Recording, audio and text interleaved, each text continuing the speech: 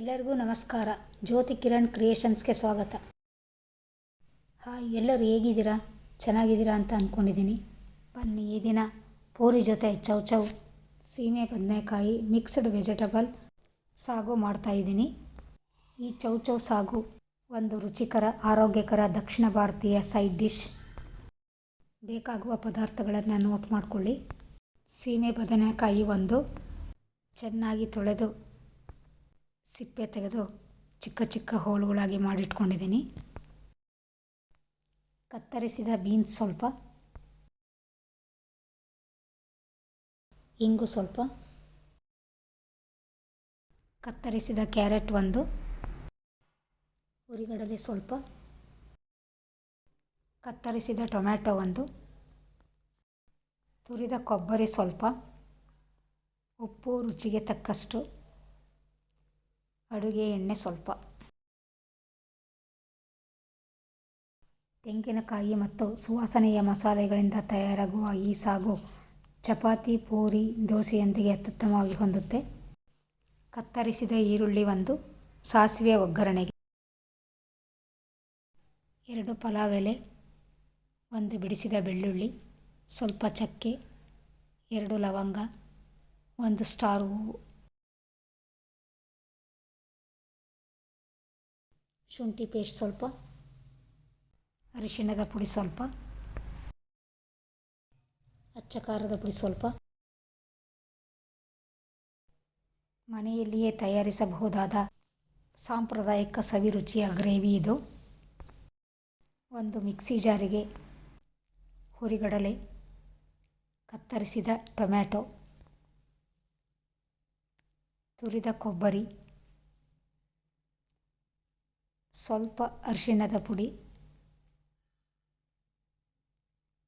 ಸ್ವಲ್ಪ ಅಚ್ಚ ಖಾರದ ಪುಡಿ, ಉಳಿದ ಎಲ್ಲ ಮಸಾಲೆ ಪದಾರ್ಥಗಳು, ಸ್ವಲ್ಪ ಶುಂಠಿ ಪೇಸ್ಟ್, ಸ್ವಲ್ಪ ನೀರು ಸೇರಿಸಿ ಚೆನ್ನಾಗಿ ನುಣ್ಣಗೆ ರುಬ್ಕೊಂಡಿದ್ದೀನಿ. ಯಾರೆಲ್ಲ ನನ್ನ ಚಾನಲ್ ನೋಡ್ತಾ ಇದ್ದೀರೋ ಪ್ಲೀಸ್ ಸಬ್ಸ್ಕ್ರೈಬ್ ಮಾಡಿ, ಸಪೋರ್ಟ್ ಮಾಡಿ. ಹೊಸ ಪ್ರತಿಭೆಗಳಿಗೆ ಬೆಳೆಯುವ ಅವಕಾಶ ಮಾಡಿಕೊಡಿ. ಒಂದು ಪಾತ್ರೆಗೆ ಎಲ್ಲ ತರಕಾರಿಗಳನ್ನು ಹಾಕಿ ಸ್ವಲ್ಪ ನೀರು ಸೇರಿಸಿ ಗ್ಯಾಸ್ ಹೊತ್ತಿಸಿ ಒಲೆಯ ಮೇಲಿಟ್ಟು 3 ನಿಮಿಷ ತರಕಾರಿಗಳನ್ನು ಬೇಯಿಸಿಟ್ಕೊಂಡಿದ್ದೀನಿ. ತುಂಬ ಜಾಸ್ತಿ ಬೇಯಿಸಬಾರ್ದು. ನೋಡಿ, ನಾನು ಈ ರೀತಿ ಬೇಯಿಸಿಟ್ಕೊಂಡಿದ್ದೀನಲ್ಲ, ಹಾಗೆ ಬೇಯಿಸಿಟ್ಕೋಬೇಕು. ನಂತರ ಗ್ಯಾಸ್ನ ಮೇಲೆ ಒಂದು ಪಾನನ್ನಿಟ್ಟು ಸ್ವಲ್ಪ ಸಾಸಿವೆ,